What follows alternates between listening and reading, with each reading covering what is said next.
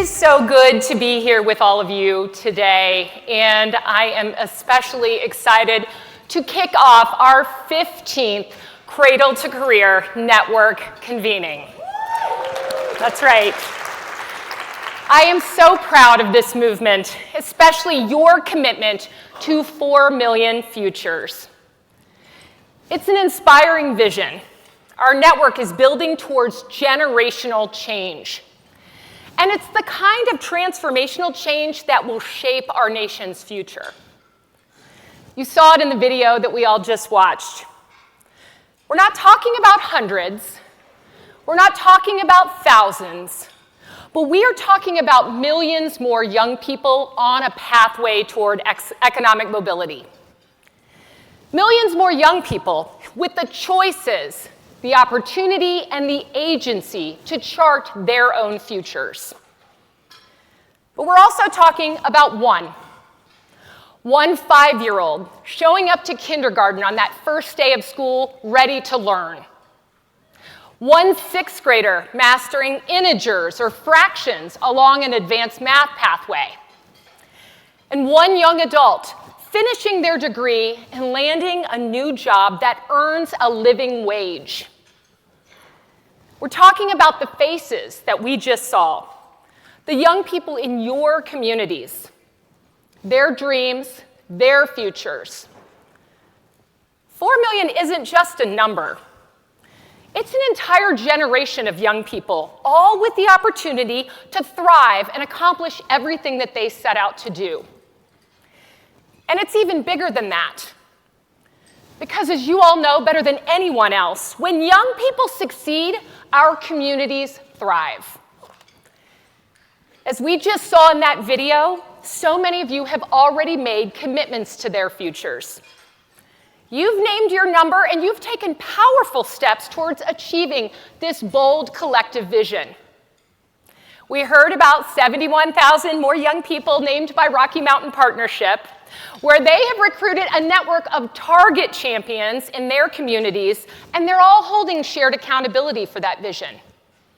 You heard about 100,000 and change named by Impact Tulsa, where their Child Equity Index puts data at the forefront to drive change across a wide range of neighborhood indicators. That's right. And I did hear that tomorrow you should be looking out for Impact Tulsa because they're going to have some T-shirts that are celebrating that number. You heard about 100,000 in San Antonio named by Up Partnership, where their Future Ready plan connects students with personalized support in collaboration with school districts, neighborhoods, community-based organizations, post-secondary partners, and more. And Baltimore's Promise has plans to put 42,000 more on a path. E3 Alliance has named 32,000 young people as their number in Central Texas. That's right. Cradle to Career Fresno is going to be working towards 47,000 young people. Right here in Salt Lake City, Promise Partnership is working to put 48,000 young people on a path. Now, I could keep going. I could go on and on. So many of you have shared your number with us. But I need to be clear. This isn't a formula, and it's not an exercise. Many of you who have named your number have called it game-changing for your work.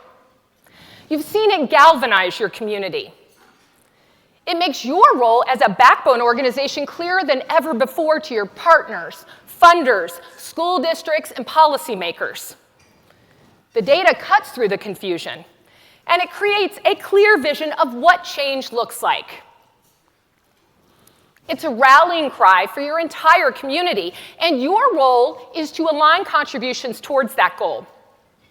Because everyone in a community has a role to play to ensure that every young person has every opportunity to thrive and reach their full potential. Naming your number is critical because we can't achieve this ambitious vision without you. Only together, as a network, can we put 4 million more young people on that path. And now more than ever, your local solutions are the fuel for our national impact. Because let's be honest, things at the federal level are difficult. At at times, the polarization makes it hard to feel like we're making any progress. We've always known that change starts at the local level, and your communities hold the solutions that we need.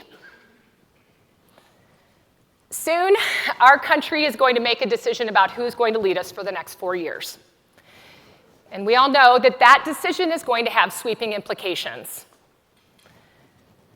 Regardless of what happens on November 5th, which, by the way, is just 40 short days from today, the work that you're doing in your communities will continue to be critically important, and it will continue to have impact. Because now, more than ever, there is a wide recognition of the need to help more people achieve the American dream. And StriveTogether, as a movement and a national network, is clear about how we'll contribute. It won't be easy. Transforming a generation rarely is. But we have faced unprecedented times before. This network showed its innovation and resiliency during the pandemic. And we've proven that we can deliver results for young people despite the uncertainty. We're clear about our mission and how we're going to accomplish it, and we have a deep history of rising to the occasion over the past 15 years of this network. One of my favorite things about coming together each year for this annual gathering is celebrating something that we call the network effect, which is how communities across the network share learnings with one another and spread practices to get to better outcomes faster. It sets our network apart from so many others in the field. And just 2 weeks ago, a group of partnerships gathered in Colorado for a small convening that was designed and facilitated. It was essentially the brainchild of the Rocky Mountain Partnership, and it focused on their civic influencer strategy. Y'all remember Gabby from the video. I know Gabby is out there somewhere. I can't see you because all I see is blinding lights, but Gabby is one of the amazing civic influencers that has inspired this strategy to spread. Other partnerships across the network want to learn about this. So at the convening, they were joined by 8 network communities who want to learn so that they can ensure that voices of young people, incredible young leaders like Gabby, are front and center in the work to transform systems to produce better outcomes. Another example of the network effect in action is our policy implementation community of practice. And we're partnering with Harvard Ed Redesign Lab to bring communities and public system leaders together from 6 states together so that they can learn from one another. We all know that designing and implementing good public policy is the key to unlocking lasting change for generations to come. But it's complicated work, and we don't have time or a reason to reinvent the wheel. Our network's policy coalitions are coming together so that they can share learning and accelerate impact. And that impact, it extends beyond our network. Because in Maryland, we saw a monumental win when Governor Westmore signed the Enough Act earlier this year. That legislation, which was actually modeled after legislation that's been crafted in other states across this network, lays the groundwork for statewide transformation. And it's backed by a $20 million investment for its first year. And with those resources, cradle-to-career partnerships across Maryland will build stronger civic infrastructure with insights from our friends at Baltimore's Promise, but also incredible partners across the field, including purpose-built communities, Partners for Rural Impact, and the William Julius Wilson Institute at the Harlem Children's Zone. I could keep, and you can clap for these things. These are good. These are all good. And I could keep going. I'm not going. There are so many things that we need to celebrate. But it's undeniable, this movement and our momentum as a field is growing. And it was actually a year ago on the stage in San Francisco when we first shared our 2030 vision, the audacious goal of putting 4 million more young people on a path toward economic mobility. And maybe you thought it sounded a little too ambitious. And I will admit there have been times where I felt intimidated by it too, and I think some of our team members have as well. But over the past year, you have blown us away. There have been so many great examples of what it will take to achieve this goal, and others are taking notice. Just last month, at a summit at the White House on place-based economic development, Josh and I had the opportunity to put your work and this approach in the national spotlight. And in January, I had the great honor of accepting a Global Social Innovation Award on behalf of your work at the World Economic Forum annual meeting in Davos. And next week, Colin and I, actually on Monday, Colin and I are headed to the World Economic Forum headquarters in Geneva, where we're going to have an opportunity to share more about the incredible work that you are doing as we seek to spread place-based collective innovation with others across the globe. And there's so much to do here, though. We know that. We are really focused on what we need to do here, and I feel the energy, determination, and sheer brilliance of our collective in this room today. You're naming your numbers, you're setting targets, and you and the StriveTogether team is diving into a strategy that is designed to support you in reaching them.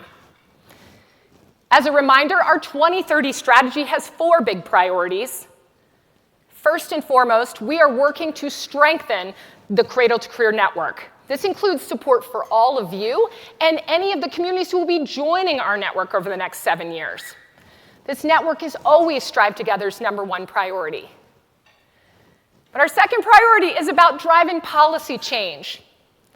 Better and more equitable policies across all levels of government will transform the systems of opportunity in communities.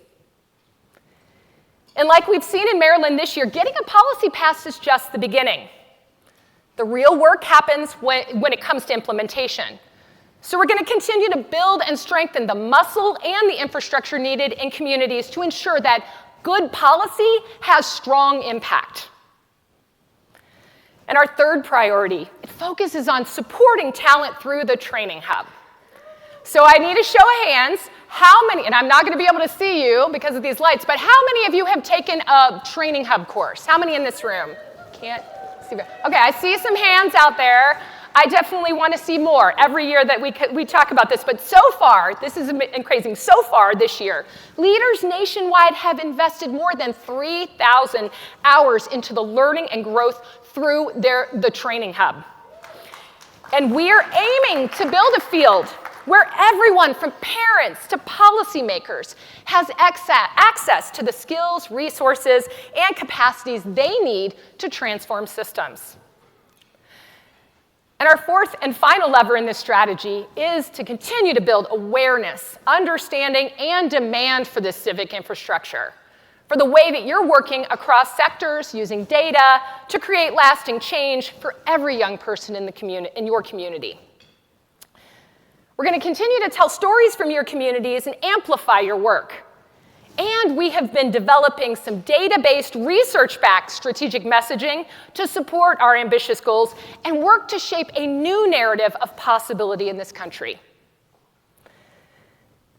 Whether this is your first Cradle to Career Network convening or your 15th, I hope you feel this for certain. You are not in this alone. Everyone in this room and across this entire network is right by your side in this work. We're ready to learn from one another, share our experiences, and advance as a collective. And when you name your number, you claim your contributions to this national movement. You show how local solutions at work in your community are fueling incredible change nationwide. As we continue to navigate this time of uncertainty, our strength lies in our unity and the shared purpose of this network. We're building a future where communities will not only endure, but they'll thrive.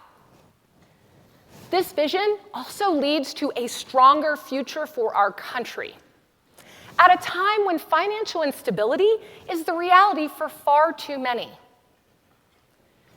Those 4 million more young people on a path to economic mobility will see a total of $3.2 trillion in additional lifetime earnings. That's right, $3.2 trillion. Your work helps families overcome the barriers of inflation, affordable housing shortages, food insecurity, and all of the other systemic issues that we know deeply impact young people and the communities in which they live. We know education creates a pathway toward economic mobility, but we also need to do more to close the gaps. Too many young people don't have access to the skills or credentials that they need for their futures. And one key area of focus ahead for us is post-secondary pathways to good jobs. And we're partnering with America Achieves to explore policy shifts to better position young people to take up opportunities. This is just one example of the power of this collective to shape economic development. 4 million futures is a sweeping impact. And yet, as you saw in that video, and as we all know, each of those 4 million represents an individual dream fulfilled. A child getting that strong start in kindergarten, a student completing high school and taking the next step toward a career that earns a living wage. So let me ask you, what's your number? How many of those dreams are happening in your community right now back at home? And what is it going to take to make them possible? Over the coming days, you're going to gain insights and connections to unlock those possibilities. We are setting our sights on transforming this nation's future. And I know one thing's for certain. When we strive together, there is nothing, and I mean nothing, that this network cannot do. Thank you.